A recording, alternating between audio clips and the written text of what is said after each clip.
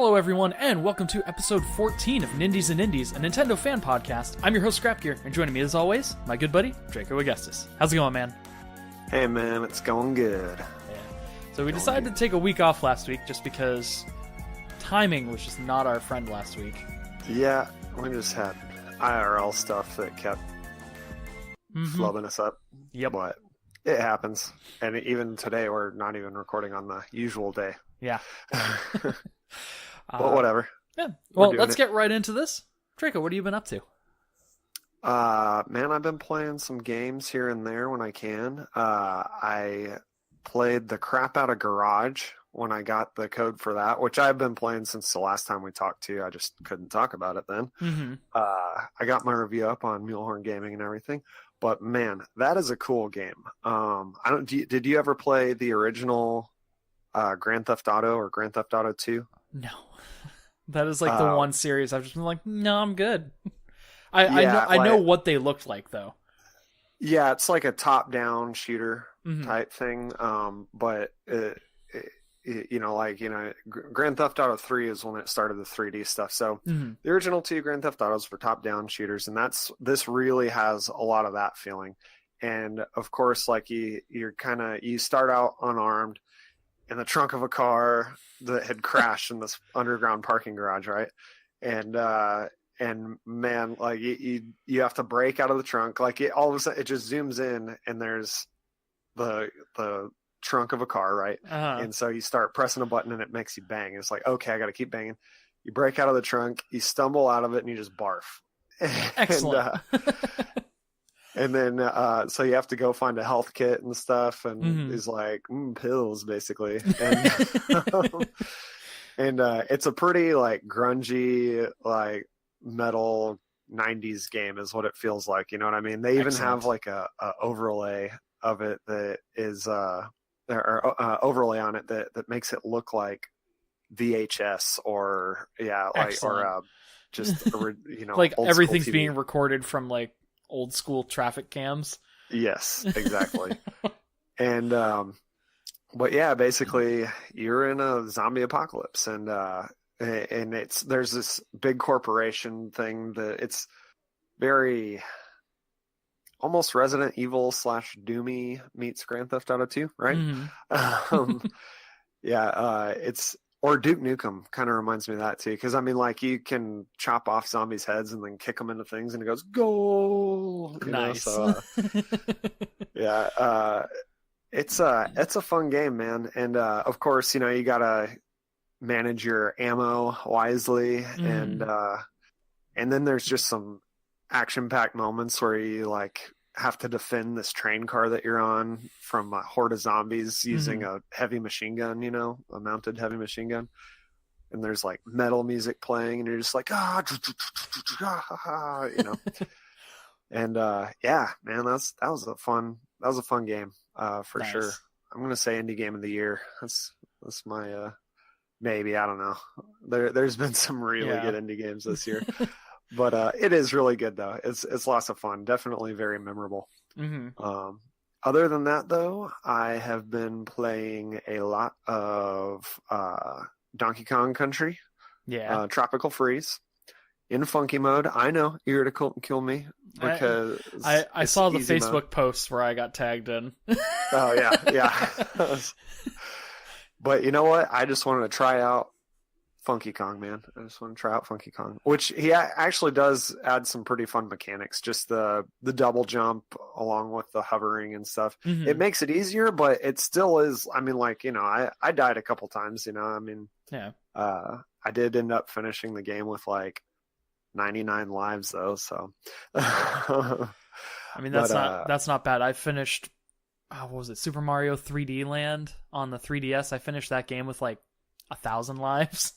They just give them away. It's kind of annoying. I'm kind of glad they got rid of the lives in Super Mario Odyssey, because then it's like, okay, I'm not really being that challenged because I have thousands of lives. Instead, it's like it does the coins, which is great, because then it's like, oh man, now I got to go and I got to get those coins back so I can finish buying the stuff.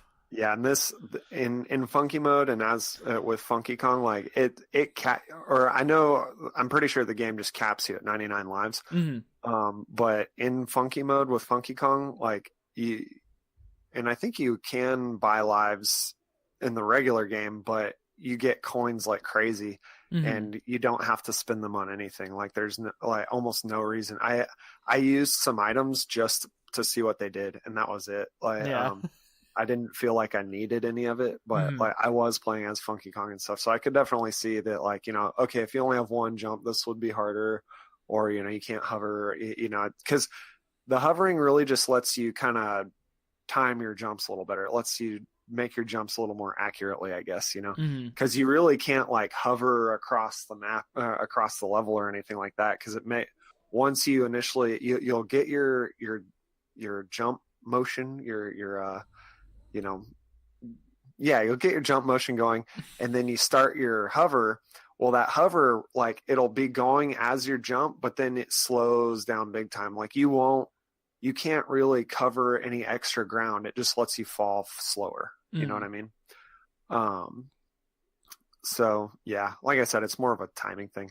But yeah, it's pretty good. I did hear N64 Josh say whenever he was talking about it, how it felt a little clunkier than the Super Nintendo versions. And I totally agree.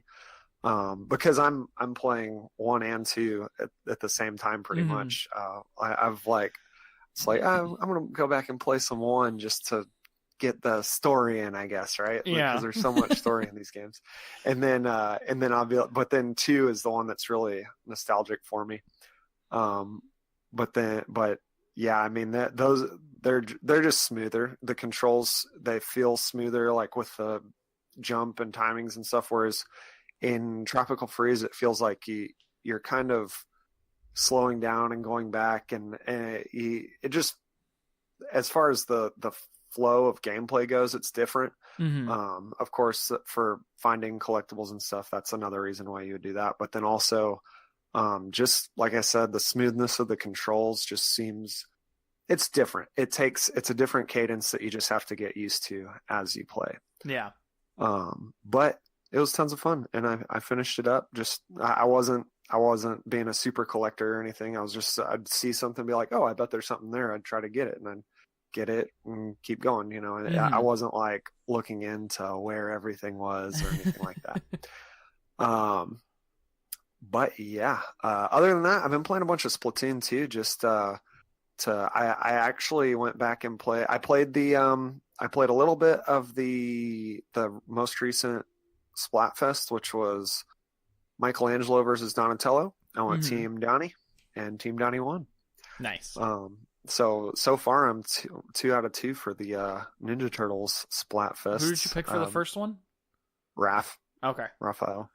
Yeah. And Raph won, so it's going to be Red Ink versus Purple Ink, which I feel like that could be hard. I mean, well, they're pretty bright red and pretty bright purple. So yeah, the red is actually more of a pink, and the purple is it's the same purple as you see in the regular. Yeah.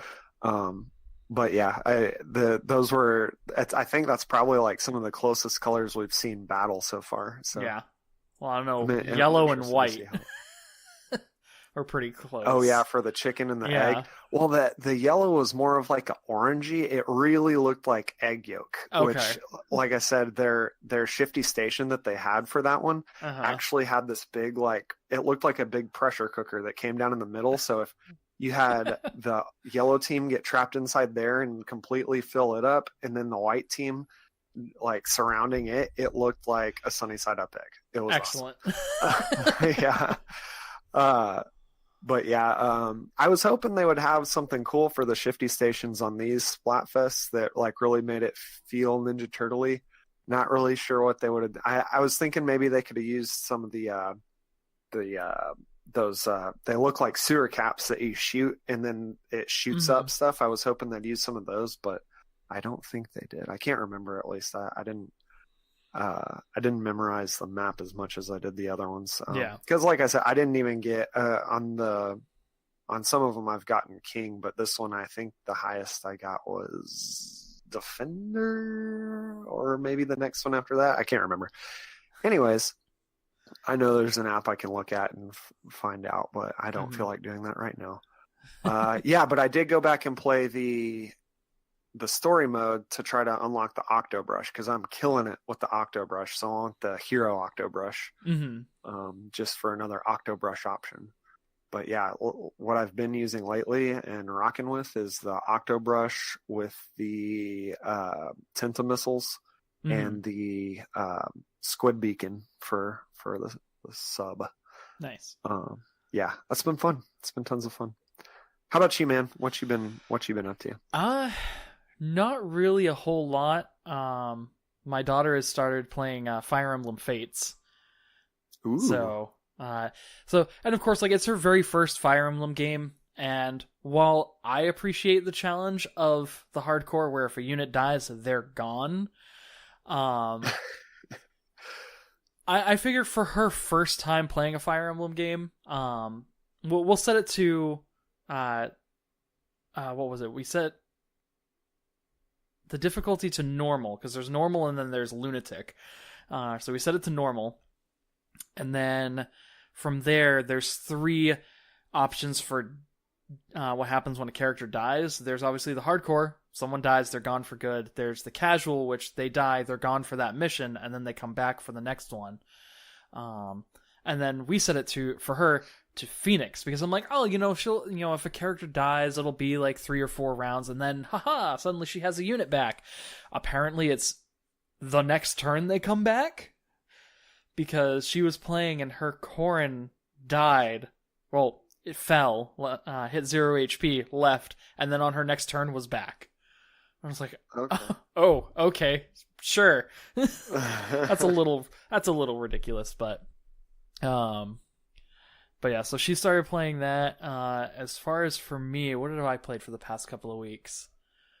I started New Game Plus in Xenoblade Chronicles 2.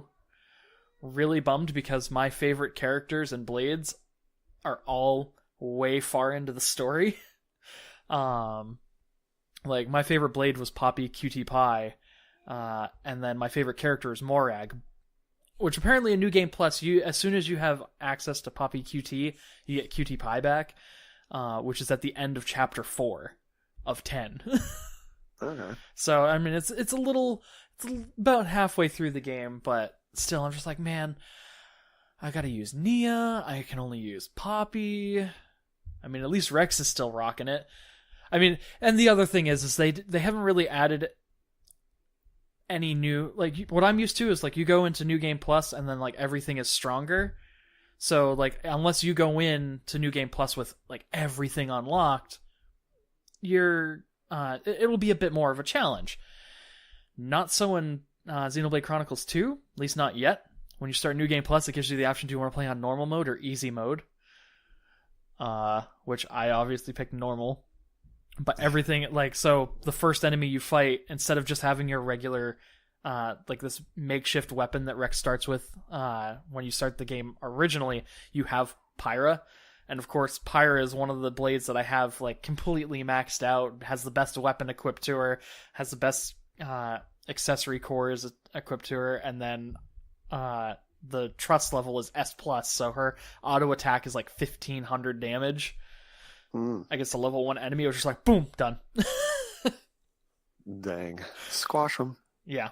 But yeah, so I played a little bit of that. When I found out that Dragon Age 2 is finally backwards compatible on Xbox, I'm like, you know what? I haven't played through the Dragon Age series in a while. So I started up Dragon Age Origins again, so I could play through all 3 of those games.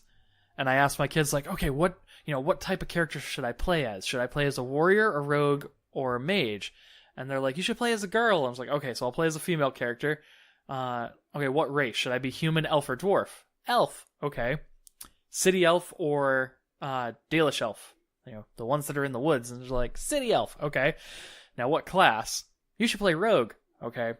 So I've got a couple of different options. I could do dual wielding or I could do archery. Which one? They're like, do archery. I'm like, okay. I've never played Archer in the first 2 Dragon Age games. namely because my understanding is the best way to play them is to just stand there and auto attack. And that is true. You just stand there and just wait. So and especially in Dragon Age Origins, where that one it definitely felt like more of a port from PC to console, where they're just like, okay, we've set your buttons so that you can go and have your abilities, and then just press A to attack, and your character will just auto attack until that enemy is dead. So I'm just standing back and I just press A. When that enemy dies, I press A again and I start firing at another one. I'm just like, this is so much fun. I'm so glad I let my kids decide what I'm playing as. But then the other day, my 3-year-old demanded that I play Destiny. Ooh. So I played through the 2 expansions for Destiny 2. I played through Curse of Osiris and the Warmind. I don't even remember what that one's called. I think it's just the Warmind DLC. But the newest one. Yeah, the newest one, the one that just came out. And I played through until I finished the milestones related to those 2. And then I was playing yesterday thinking I was still working on some milestones. Come to find out I was just working on unlocking other weapons, and I'm just like, what am I doing? Like, why am I playing this again? Yeah, that's, I don't know. I feel like that's what I would end up doing if I started playing that game again. Like, I might jump on and play with somebody else, but then like half the time they're already in a filled up group or something, and then so I end up, well, I'll just do some stuff on myself, and then I'm like, all of a sudden I'm grinding for stuff that like I don't know. I find myself not enjoying it basically, so I'm just like, I'm gonna do something else. Like, when I went to go and start it, like, I spent more time trying to get into the first mission for the Curse of Osiris DLC than I actually spent in the first mission of the Curse of Osiris DLC. Just waiting for loading screens, cutscenes, conversations, and then it's like, oh, I get to play now? Yay. Yeah. And, like, I've gotten some new weapons, and I got a new hand cannon from the Warmind DLC that I'm like, okay, finally, another hand cannon that I like that's not the Better Devils. But, like, I got other weapons and stuff, and I was still using the Trials of the Nine assault rifle that I got way back when somebody got the clan engram for the Mules of War, and I got the assault rifle. I was like, oh, sweet. I still have my Better Devils, which is still, in my opinion, the best hand cannon, at least of all the ones that I've found. I haven't really tried them out. It's like, oh, this one's more powerful? Infuse in my Better Devils. But I haven't changed any of the weapons that I use. My power weapons, I'm still using Merciless, the exotic fusion rifle, or Hawthorne shotgun, which are all the things that I had week 1, or whenever Xur first popped up, because he was selling Merciless. So I went and I picked up the Merciless, and then that's all that I've used the entire time I've put into that game. Yeah. My wife came home the other day while I was playing through one of the story missions. She's like, why are you playing this right now? It's like, I mean, when I bought it, I got the DLC. I should at least play through the DLC. Yeah. See, I didn't get the DLC, so I don't feel that pressure. Yeah, so, don't. Like, there's a part of me that is kind of like, maybe I should get it and jump on with some friends. Nah, I got plenty. The Kool-Aid's worn off, my friend. The Kool-Aid has worn off. Yeah, it really has. Like, and I used to be so into Destiny, and now it's just, I don't know. I've had to My wife even said, like, back whenever I was really into it, the other day, she was just like, didn't you say that was going to be like the only game you ever had to play? And I was like, yeah. Well, for some people it is. Yeah, I know. And it was for me at one point. I was perfectly content, and then I just got into so many other games, and now I'm just like, ooh, look at a game. Ooh, look at a game. Ooh, there's another game. Yeah. Like, because I've been getting the Marvel T-shirt subscription each month from Arctify, and those have been some really awesome shirts. I got I don't know if you saw it in the Mulehorn Gaming Discord, but there was the one for this month, or technically April, was the Infinity Gauntlet, just in time to go see Infinity War, which I did finally see. But like the one before that was it was Marvel Knights. So it had Jessica Jones, Luke Cage, Daredevil, and Iron Fist on it. And it's a really awesome t-shirt. But because I've been getting these t-shirts every month, like I've started to weed out some of the t-shirts that I don't wear as often. And I was like, man, I wear a lot of these shirts often. What should I... You know what? I took out all the Destiny shirts except for, I think, the Dead Orbit logo one that I have, because it just looks like a metal shirt. And all the other ones went into a box. Because it's just like, don't care. Yeah, I have 2 Destiny shirts. I have the one from the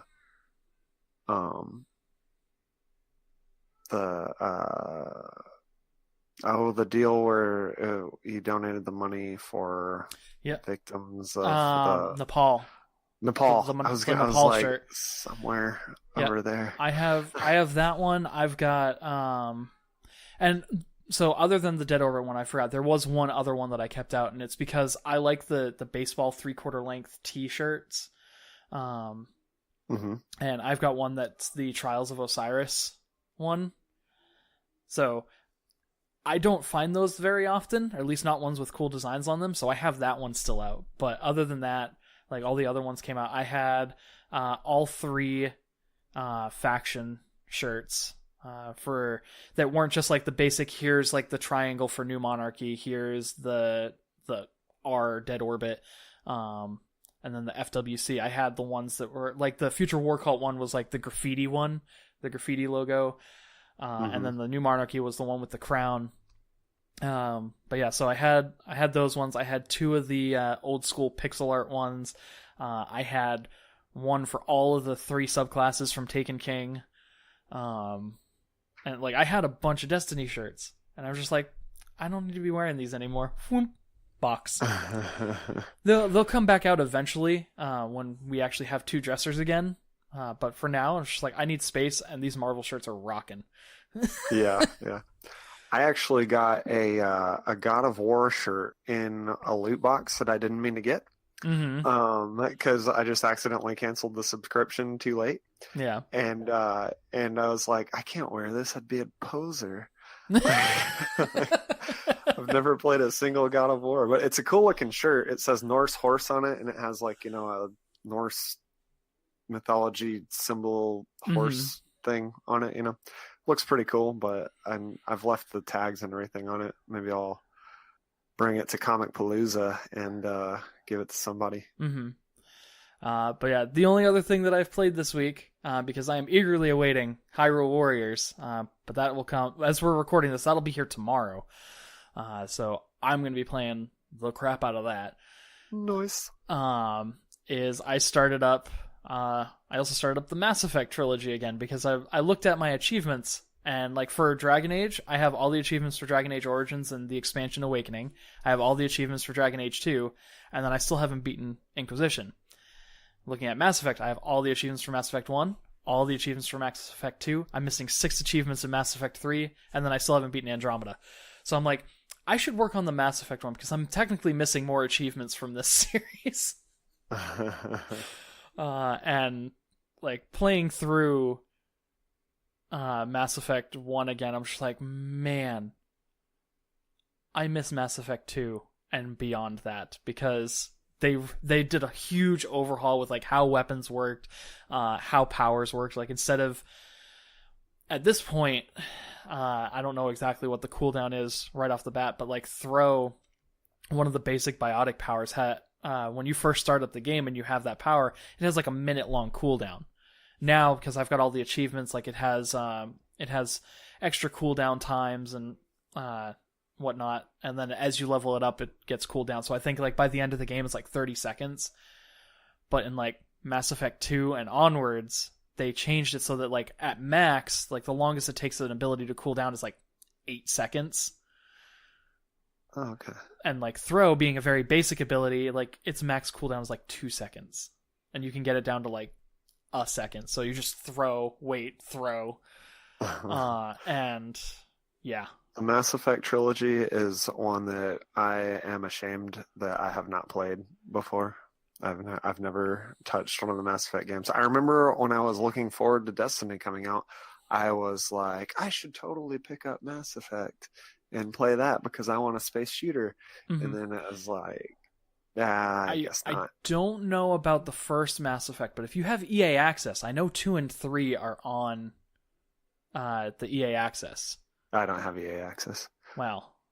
It's not a bad price. It's like $30 for the year, and I think with that I have 50 games that I haven't downloaded that are just free to download, like Titanfall 2 is on there. Yeah. I think Mass Effect Andromeda is on there now.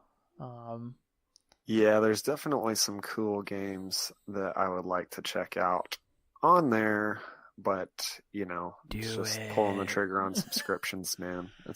It's hard to do, especially since I know there's one coming up that is about the same that I'm going to do. Which we will talk about in just a bit. Yeah. But yeah, that's pretty much all that I played. So let's actually move into that. We got some exciting news stories that came out over the course of the past couple of weeks. One of them we were going to probably talk about last week, but again, like time got away from us. So, but we had that, that sweet interview that we had to, let ring. Yeah. Lightfall. Again, if you guys are looking for a game to play, pick that up because that is a super fun game. And that will tide you over until your next big Nintendo Switch release. Yeah, I'm excited about the boss rework too. The final boss rework. I'm looking forward to that. Yeah, I gotta check that out. I gotta pick it up on the Switch so that way I have it on the Switch, and I don't have to come down to my desktop to play it. Yeah. Having it in handheld is awesome. Mm-hmm. All right. Well, let's get on with our first topic this week, which is Nintendo gave an outline for their online service. Speaking of paid subscriptions, yes, excellent segue. So it is planned to release in September 2018, so September of this year. Kind of like they said last year, September of 2017, but they obviously had some kinks they wanted to work out, and I think what they really wanted to do is they wanted to make sure that it was worthwhile for people to get this. Yeah, for sure. So we're going to go down just like the quick outline that they have. So the first thing that they got is it allows online play. Battle it out or cooperate with players around the world in compatible games like Splatoon 2, ARMS, Mario Kart 8 Deluxe, Mario Tennis Aces, and Sushi Striker, The Way of Sushido. So we're getting right now. We're doing that already for free anyways. Right now, but once this launches, you will have to pay for it. And that's something that really people that are getting upset about. They've told us from the beginning, like, for now it's free and you're going to have to pay. So they told us since the Switch announcement was announced, yeah, that when it releases, it will be online play will be available for free, but when our online service is activated, you will have to pay for it, and it's not horrendously overpriced, which we'll get into.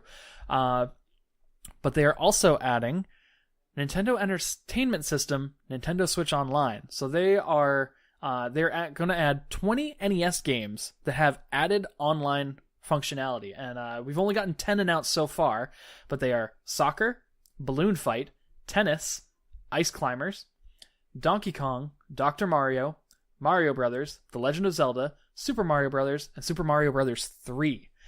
So, and the nice thing is like, Draco, you live in Texas, I live in Maine. We can play Super Mario Brothers 3 together. Yeah. With this. So that's nuts. Yeah. So that's probably one of the reasons why it took so long to get this to come out, is because they wanted to fine-tune the digital wireless play to be able to play online with friends all around the world. Yeah. So yeah, I think that'll be pretty cool. And that's for people crying about Virtual Console. This is someone. There are still people complaining about Virtual Console. Which they're like, there is a rumor. I'd rather Virtual Console. Thank you. I saw somebody say that. And Nintendo has come out, and I think it's either a rumor or a mistranslation, but they've said that there will be no virtual console. Again, rumor/mistranslation. So I don't know how much to take stock on that. We might find out more at E3, because that's a month away. But next thing they've got that's added to this is save data cloud backup. So you can save your data online for easy access. So if you like for me, I've put over 220 hours into Xenoblade Chronicles 2. I do not want to lose that. Save so if cloud. You drop your Switch. Right now, you wouldn't have any of that. Well, if you drop your Switch, because I have all my save data on the SD card, so that'll be fine. But it's more of like if you're one of those people that takes it out and on a pub crawl, because that's a great idea to do with the Switch. A pub crawl. Drunken gaming, heck yeah. And then you forget your Switch somewhere. Now you can at least get your save data back, but you'll have to go out and buy a whole new Switch. Yeah. And I have heard a lot of people complaining about the cloud saves being behind a paywall, and I think it's a good marketing idea. And we'll get into that once we get into the pricing. We'll talk a little bit more about that.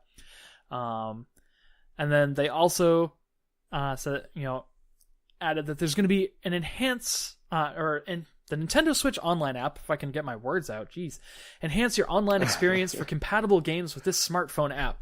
I'm pretty sure they're going to be adding more functionality to the app. So, we were talking a little bit, and right now the only game that uses the app is Splatoon 2, right? Yeah. Which is it uses it great. There's cool stuff you can do, like order stuff to pick up in the town square or whatever, I forget what it's called, Inkopolis. There we go. Yeah. And you can keep track of your last 50 battles, up to the point of how many kills you got and how many splats you got, and how many times you got splatted and stuff, and what weapons and gear you were using too. Mm-hmm. So they're utilizing it well. I do wish they would add where you can actually change out your gear through the app too. That would be awesome. Nice, yeah. But yeah, I think that what Splatoon 2 has done with the app is great. Mm-hmm. Now more people just need to start using it. Yeah. And which I would imagine some will start as it gets to be paid for. And I had there was a conversation that came up in one of the Discords I'm in, and they mentioned that why isn't the Switch able to do party chat through the system like the PlayStation and Xbox have been doing for years? And my answer to that is the Switch isn't set up like those consoles. It only has one audio jack for headphones while you're playing in handheld mode. So they could use that if you're playing in handheld mode and you want to do party chat that way. That could work, but there's no Bluetooth headset accessibility.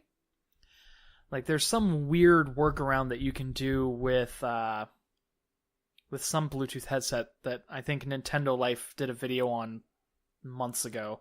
Some sort of dongle. Yeah, it was some sort of... I love that word. Yeah, some sort of dongle that you plug into the Switch base, and then it allows the audio to come in through that. But it's a weird workaround.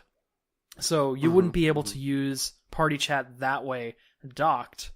And that's why they have the app, because if you play mostly docked, I'm sure that a lot of people who play Splatoon 2 and ARMS competitively have it docked while they're playing. They're probably not playing in handheld mode.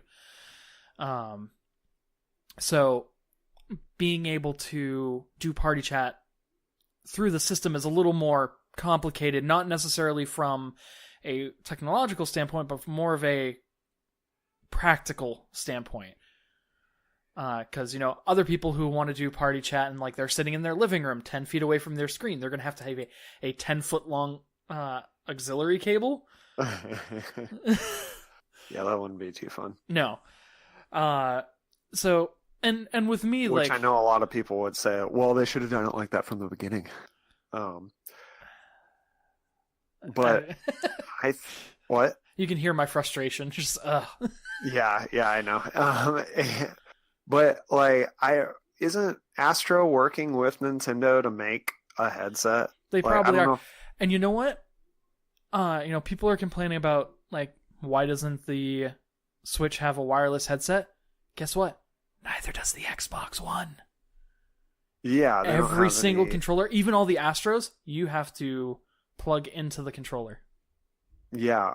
Or, Sosa, he's got Astros that you plug into, or maybe you just, how does he make that work? Anyways, they're wireless, but they have to be, the base has to be plugged in, which is a dongle that you plug into something. Yeah. And it's like a charging base also. I think you just have to plug it into the USB port of the Xbox itself. But still, that's technically a dongle still, which would be awesome for the Switch, which hopefully that's what Astro is working with Switch for, something like that, where it's a dongle you plug into the base and it can connect to whatever. And then, if they make an A40 that works with the Nintendo Switch, then I will I've been thinking about picking up the Astro A40s for my Xbox One, but I know that like the attachment, you can't use the same attachment for the Xbox One and the PS4. There's two different attachments for them. So if they do it with the Switch, then I would look at getting it for the Switch and for the Xbox One, because I haven't, let's face it, I haven't touched my PS4 in a year or more. I mean, and the other thing is, like, people are complaining about the Nintendo Switch app and how, like, oh, it doesn't really work that well. It's like, well, Discord is a mobile app and Discord chat works great. So use Discord. Yeah. But and then the last thing that they point out is that there is a special or that there will be special offers for people who have the Nintendo Switch online pass, but they didn't really talk anything about it. They're like, stay tuned for news on special offers, deals and offers for members. So I'm assuming that, like, as it goes on, like, if you still haven't picked up like Mario Tennis Aces, then 6 months down the road, if you're a Switch Pass member, you will get it at like a 30% discount, or you can get it at a 30% discount for like during this month, kind of like how Xbox Live has their deals with Gold. Yeah.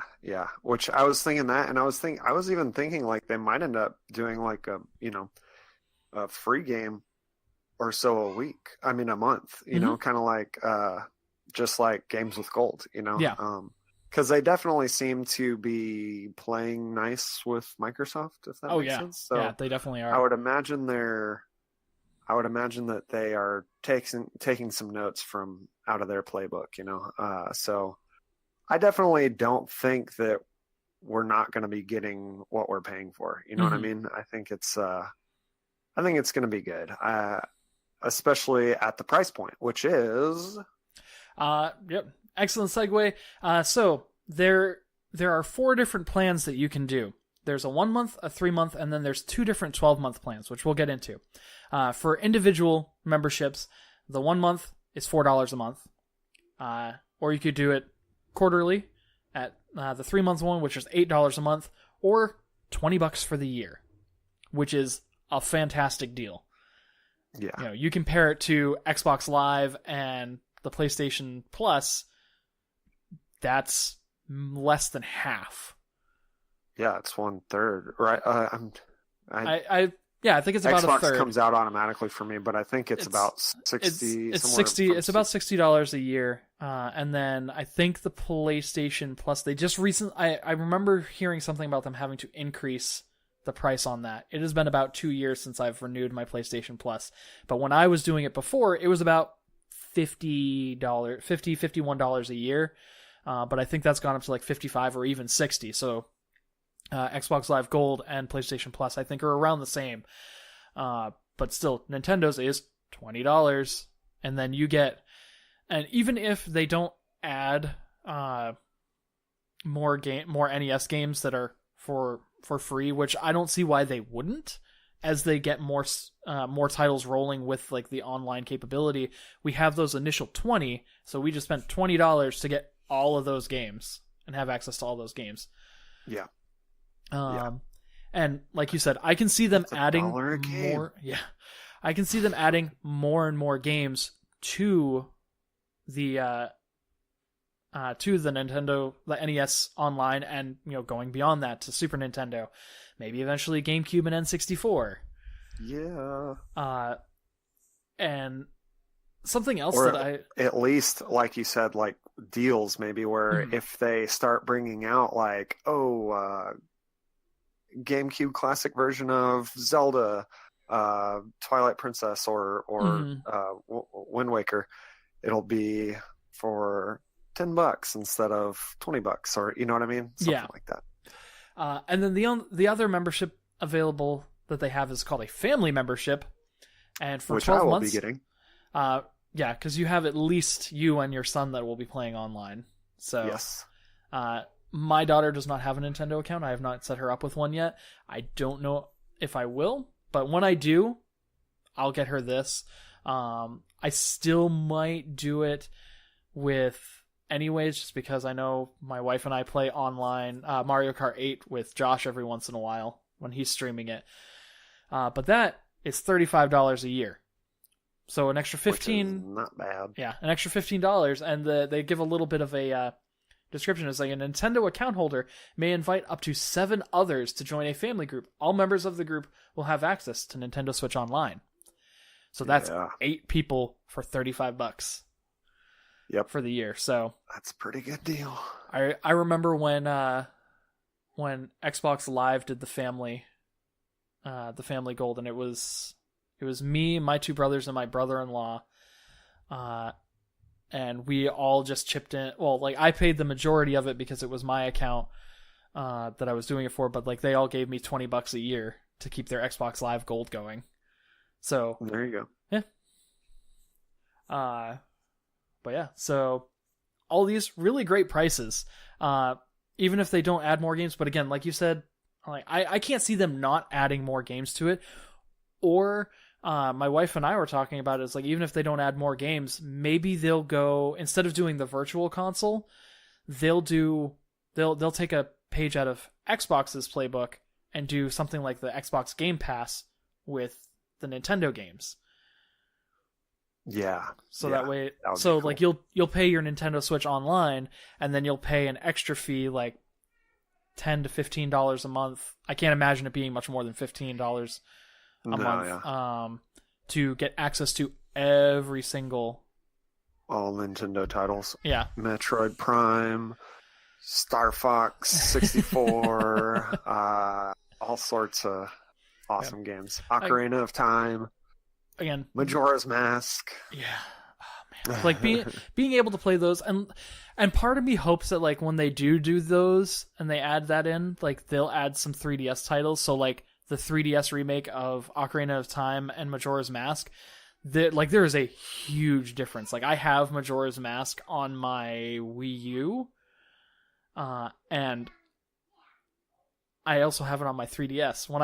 Whenever I go to play it on my Wii U, I'm just like, what am I doing? Like, this looks 1,000 times better on the 3DS. I should just give me my 3DS.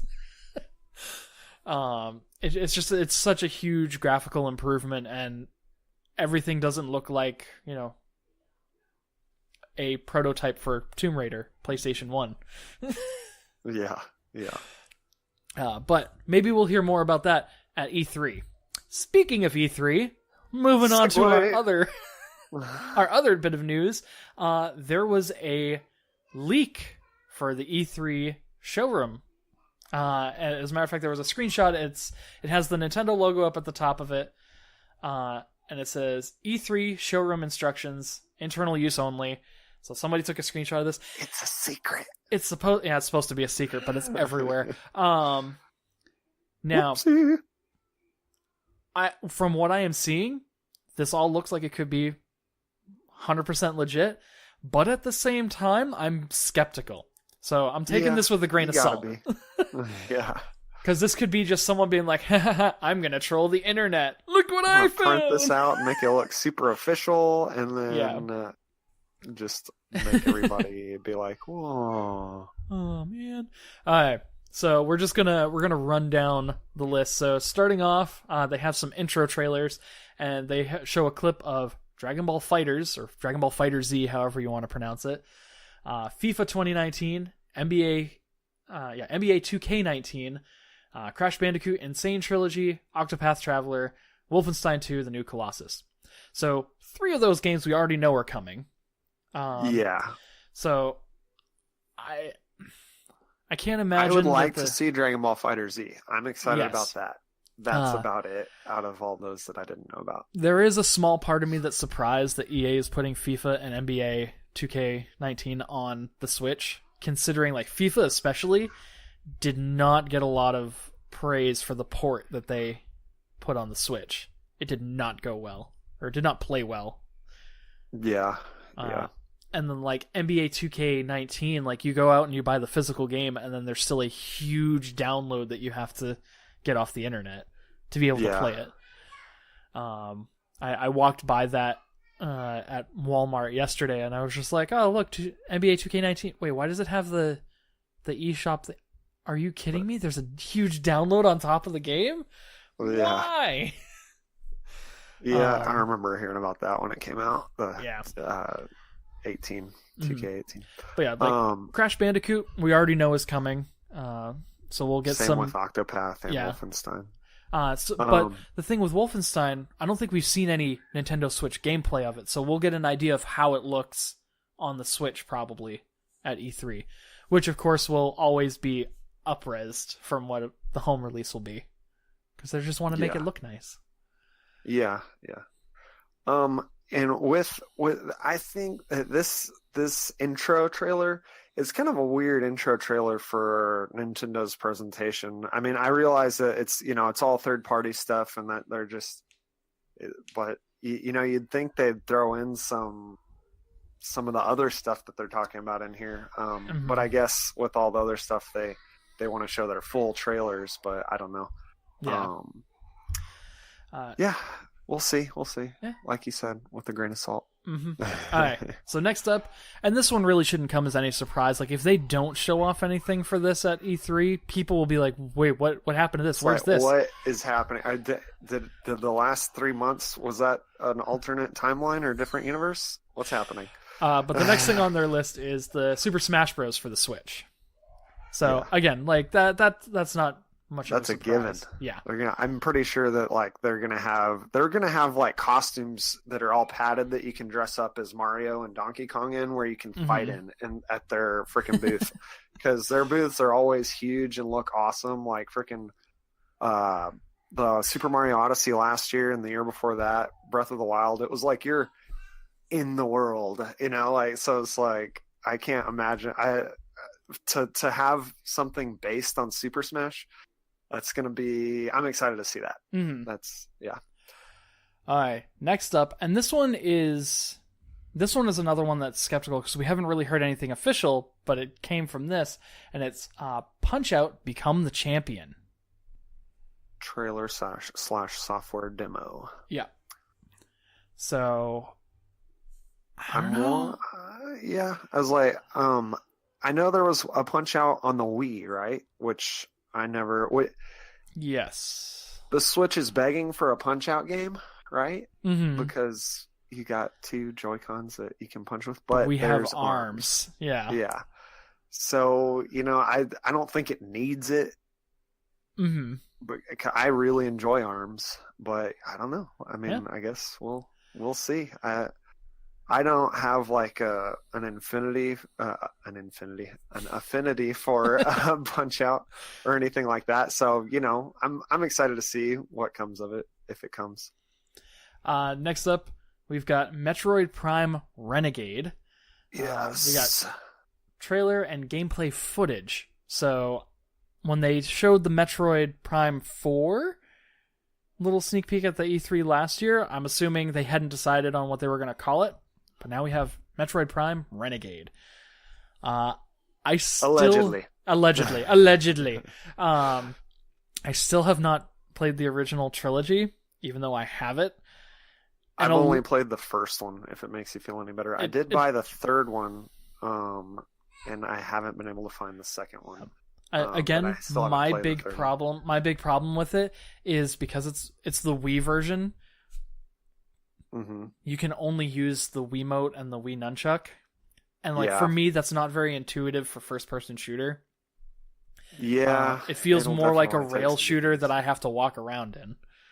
Yeah, but I mean, to be fair, the first one, the mechanics were not that great. Like, I remember going back and playing it like a while. Like, this was still a while back, but I was still going back and playing it.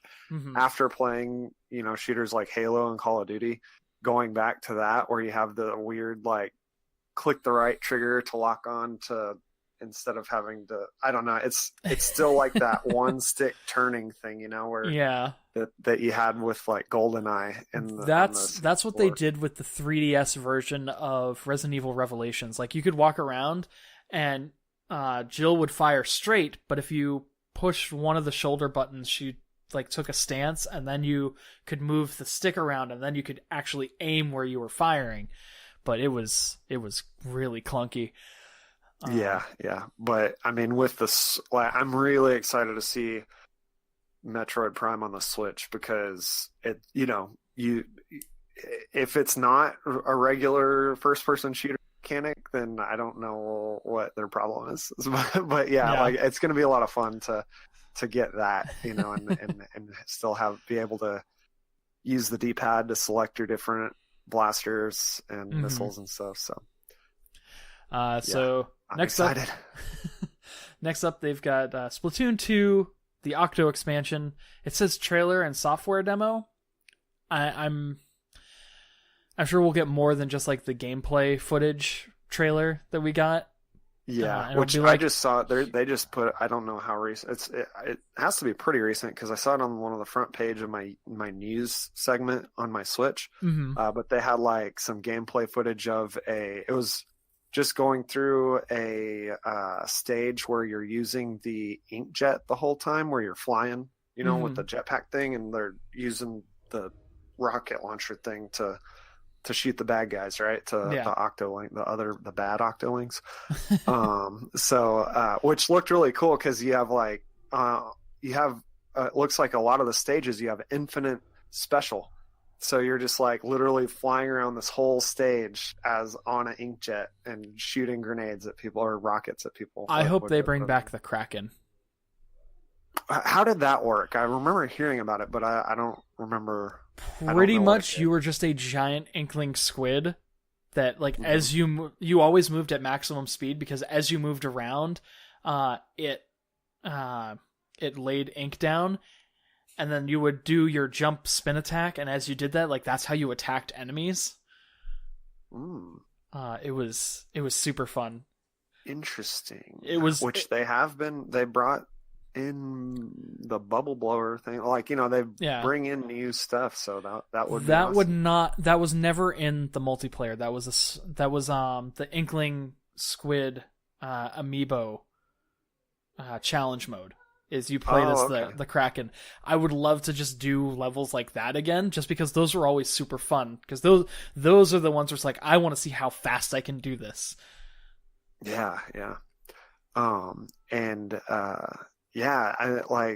We're definitely going to get a bunch more with the Splatoon 2 Octo Expansion, which, I was thinking people are speculating that it's going to be in July, which I just talked to you about before, but it still says, even on that thing I just watched, it says summer 2018. So I think they're thinking July. Well, no, that's 7. So I was like, I don't know why they're thinking July, but I think it would be awesome if they're like, August 8th, 2018. Octo Expansion is available now. Yeah. They've got to do something like that somewhere in here, right? Fire Emblem Memories, which is the next thing. And it's like, it's available to play right now. We only teased that there was a Fire Emblem game coming. By the way, it's released today. I didn't get to pre-order. But yeah, no. So the next thing we've got, releasing 20 copies per store. So, so we got Fire Emblem Memories. We got a trailer and gameplay footage. This is something Cool. I am really excited for because I love the Fire Emblem series, and this would be a much better Fire Emblem game for you to pick up because this is going to be traditional Fire Emblem. Which I'm sure they'll have the normal, the lunatic, and then the casual, hardcore, and Phoenix modes that you can play through if you want. But I put 200 hours into Xenoblade Chronicles 2, and I'm still playing that. This is going to be another one I'm going to put a ton of time into. Mm-hmm. Because it's portable. Yeah. And those type of games, I wonder if it's gonna, it'd be sweet to utilize like touchscreen in the whatchamacallit, the grid battle segments, because that's how I've played the Heroes, Fire Emblem Heroes. Mm-hmm.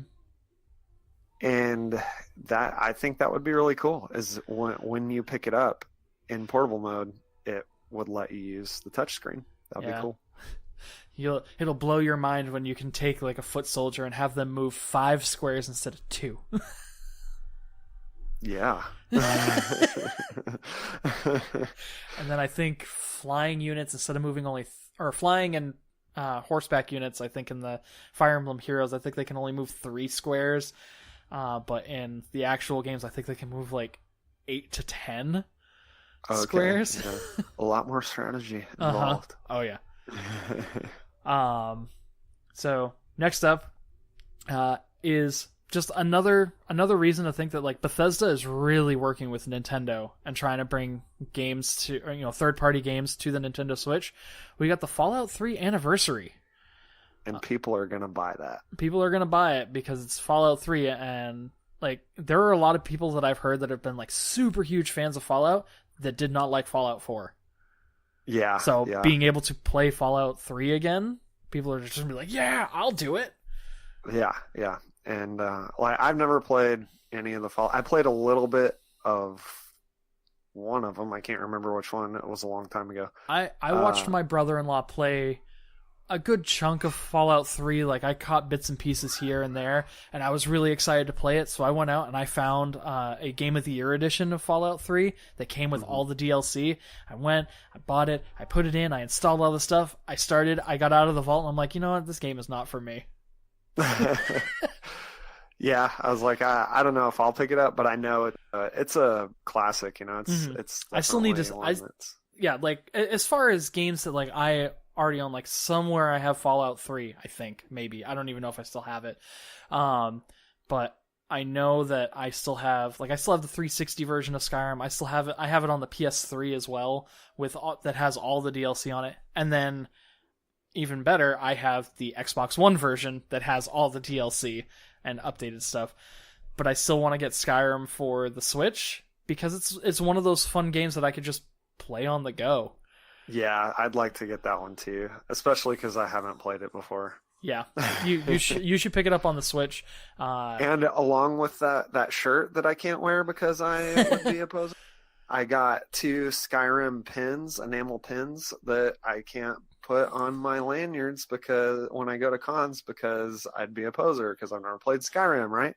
So, but at least you can hold on to those, and you'll pick up Skyrim on the Switch at some point, and then you'll play through the tutorial, and then you'll be like, "Yeah, I played Skyrim. See these buttons?" Yeah.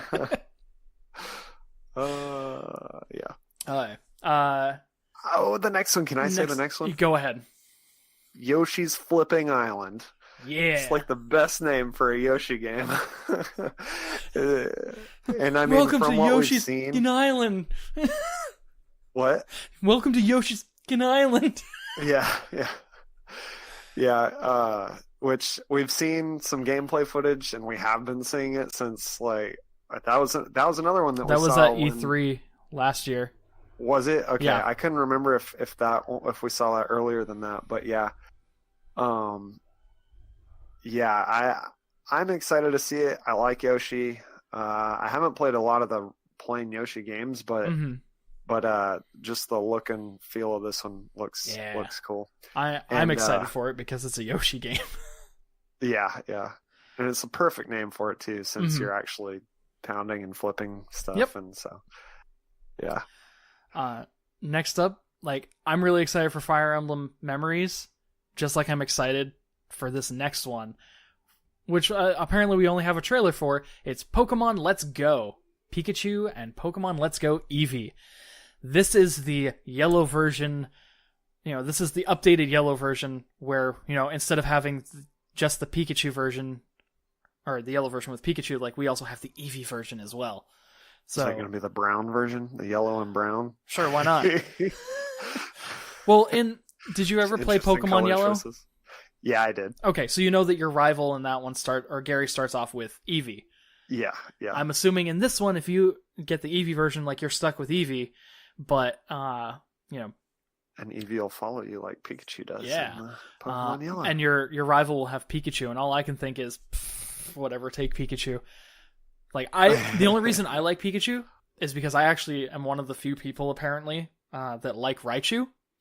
But you can't evolve. That is the Pikachu you get in Yellow version is the only Pikachu in the game, aside from the other trainer ones. But it's the only Pikachu that you can get, and you cannot evolve it unless you trade it to someone else and have them evolve it for you.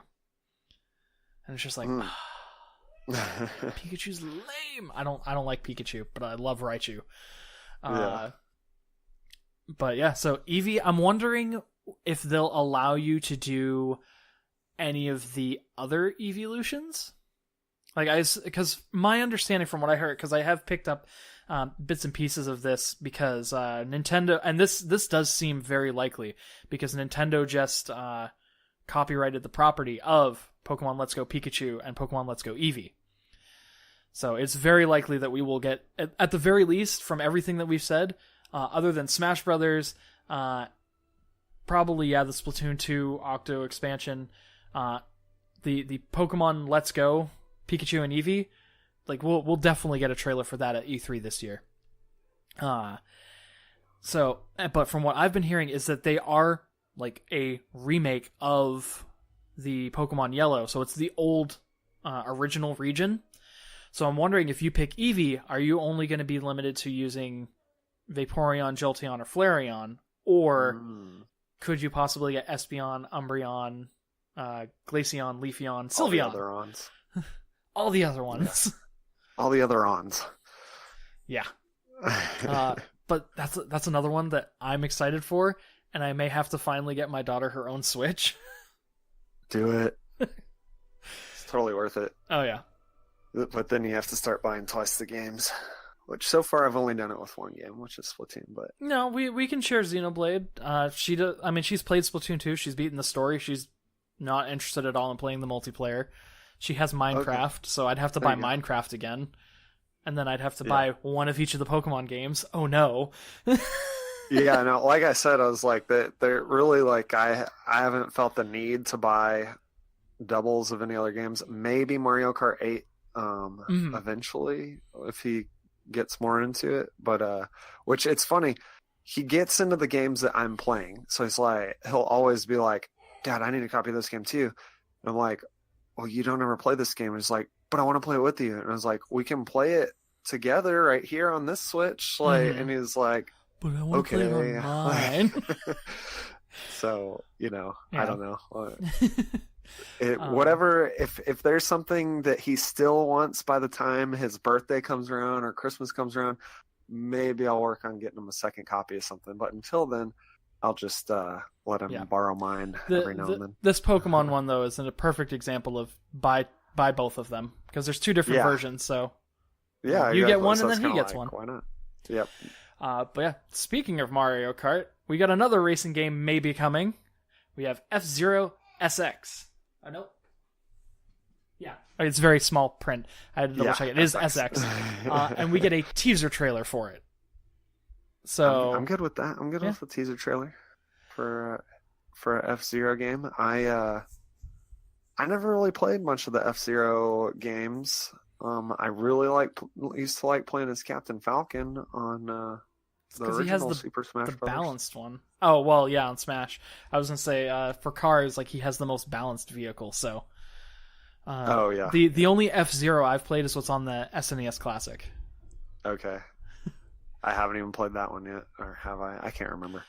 Well, I mean, I did that video with like 30 seconds of gameplay or like a minute of gameplay for each of the games. So I've technically played every single game on the SNES Classic. Yeah.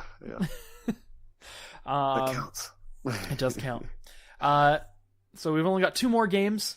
One is another one that has a lot of speculation and like people are really expecting to see this. Fortnite coming to the Switch, which I'm like, if it doesn't, like, why not? It's on phones. It's on phones. It should run on my Switch. Yes, exactly. And it'd be a lot easier to play too. And I'd probably end up actually spending money on it there too. Because so far I would just do the free stuff. But yeah, if I have it handheld and I actually get into it and get good at building and everything, I'll probably end up putting some money into it. Yeah. I've kind of given up on my, because originally when the Switch came out, I was like, I want to try and get a physical copy of all of the physical release games for the Switch. And just like from watching, that's already not going to happen. But just from watching Josh, it's like, oh no, what am I going to do? What am I going to do? So like, if this has a physical release, I might pick it up. But if not, like, there's no way I'm going to pick this up because I'm not a big Battle Royale fan. But there is a PvE Fortnite. If you buy the game, there is PvE. And I would like to play that. That sounds like a lot of fun. But yeah, no, like I know it's free. I still don't have it downloaded because I'm like, just don't do it. But at least we get the good Battle Royale game coming to the Switch. Shots fired. Yeah. Oh man. I will. Okay. It's smoother and it works on this. It works for the Switch better, I think. Mm-hmm. If PUBG wouldn't do as well, even if it did come to the Switch. I mean, I'm sure tons of people would still get it. Can't run on any, super powerful machines and whatnot. So why should it run on the Switch? Yeah. Okay. More moving shots on. Fired. Machine gun. Okay. Last thing that we got. And this one we've got a trailer and some gameplay footage, which means that it will probably come out within the next year. Star Fox Lilat system. And like, I hadn't really played any of the Star Fox games up until I got the SNES Classic, because like I never had the Star Fox on the Super Nintendo. Obviously, I never had Star Fox 2. But of the Nintendo systems, the only one I have never owned is the N64, so I never played Star Fox 64. Star Fox 64 was awesome. Like, if they can just bring us what that game had, but just on the Switch scale, like obviously better graphics, maybe a little bit, obviously different levels and more stuff to do. It'll be awesome. And like just I remember playing the 4-player split screen battles with dogfights. Oh my goodness, that was so much fun. So if we can get some online dogfights in R-Wings, woo! I am in. I'm gonna pre-order that right now. Oh shoot! You can't. It's not even technically official. But yeah, no, I really enjoyed the time that I spent with the original Star Fox game, and then I still haven't gone back to go play Star Fox 2 all the way through. But like I enjoyed the whole flight simulator thing with it, so like I say you should get Star Fox 64 on your Wii U as soon as we're done recording and play it. It's a quick playthrough. The N64 controls on the Wii U do not go well. They're not good. I feel like if you have do you have a GameCube controller? I do not. That's what you need. Okay, they have GameCube controllers that will attach to your Wiimote. Usually, there's the one that attached to the Wiimote. There's also ones that if you get there was a Smash Brothers adapter, and it was the actual GameCube controllers. Because I have actual GameCube controllers, but none that I can use on the Wii U. Yeah. But like playing Super Mario 64. I'm about to go buy Star Fox 64 on my freaking Wii, because I've the Wii you can actually plug in I still have GameCube controllers I still have Wavebirds. It that I can depends. plug in. It depends on the version controller. of the Wii.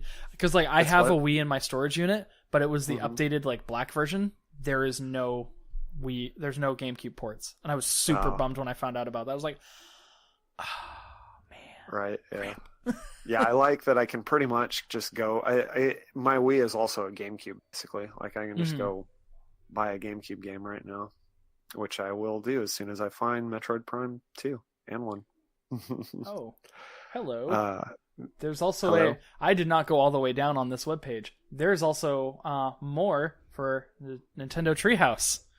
Yes, which it's mostly the same stuff. It's still showing... Yeah, like the Super Smash Bros. Splatoon 2, Star Fox, Splatoon 2, Metroid Prime, Yoshi's Flipping Island, Fire Emblem Memories, and the Punch-Out! But the other things that are new on there, there's Legend of Zelda Link's Awakening 3D, which I'm assuming is coming to the 3DS. Yeah. Which I'm like, okay. Like, I still have my 3DS, so I'm okay with that, but, like, I really think that Nintendo should start pushing more towards the, having all their stuff be on just one system. Yeah, I guess. I mean, there a lot of people already have the DSs, and they're just not ready to move on yet. Yeah, that's fine. I'm just so saying, like, I'm kind of just like... I'm thinking that what would be a really nice announcement if the Link's Awakening 3D comes out. Like, there's the 3DS version and the Switch version. Kind of like with Breath of the Wild, there was the Wii U and the Switch. So just kind of like transfer people over to that. Yeah. Which they might do that, maybe. With but it's Link's Awakening 3D, though, so I don't know. Yeah. And then the other one was Luigi's Mansion. Which are they talking about the version for the 3DS too? I don't know. It would be nice to get one on the Switch, but from what it seems like, it's saying that gameplay of the first hour of the game and then first quarter of the new boss rush mode. So if it's a new mode, I'm thinking that they're talking about the original game. Yeah, they probably are. So, since that was only announced for the 3DS, I'm thinking it's not for the Switch. But that would be cool if it was. That would be nice. Yeah. Now, hopefully, all the stuff that we just went over is true. That would be amazing. Or else we will be putting our foots in our mouths. Well, I mean, it could all be true, but it could be stuff. The disclaimer. It could be the original, like, scrapped layout for the E3 conference, and then they're like, oh, well, we did have this stuff, but now we're going to do this stuff, and we'll be completely surprised. Yeah, more stuff, less stuff, different stuff. We'll see. We will see. In just a few weeks. Like a month. I think June 12th, or the week of June 12th is E3. So just about a month. Yeah. June 12th is also my birthday. Okay. Boom. Yeah. Happy birthday to me. In the future. If I go to E3, but I'm not, so, Yeah. But we didn't have any listener mail this week, right? Nope. Not, which we're running kind of long. We are running kind of long, so we're just going to start wrapping things up. Draco, where can people find you? You can find me on Twitter at Draco Augustus, and my Mulehorn Gaming email is draco@mulehorngaming.com. I had to hesitate there for a second. You had to think about it. I was like, wait. Speaking of mulehorngaming.com, I will be representing mulehorngaming.com at Comic Palooza.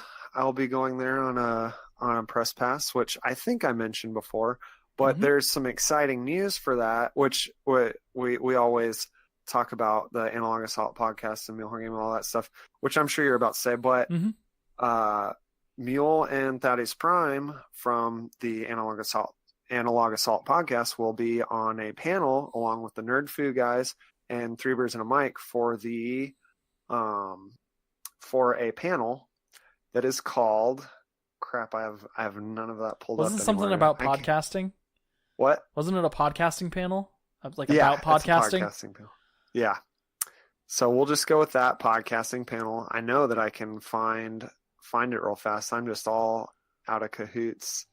And that panel is called Ready Set Podcast. There we go.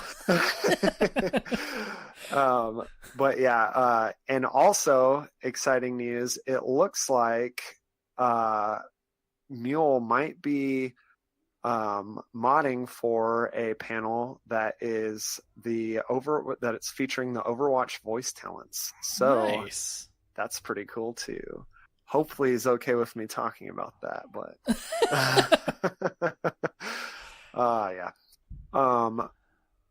yeah. So, if you're in the Houston area, May 25th through 27th, come to Comic Palooza. That's going to be a fun time.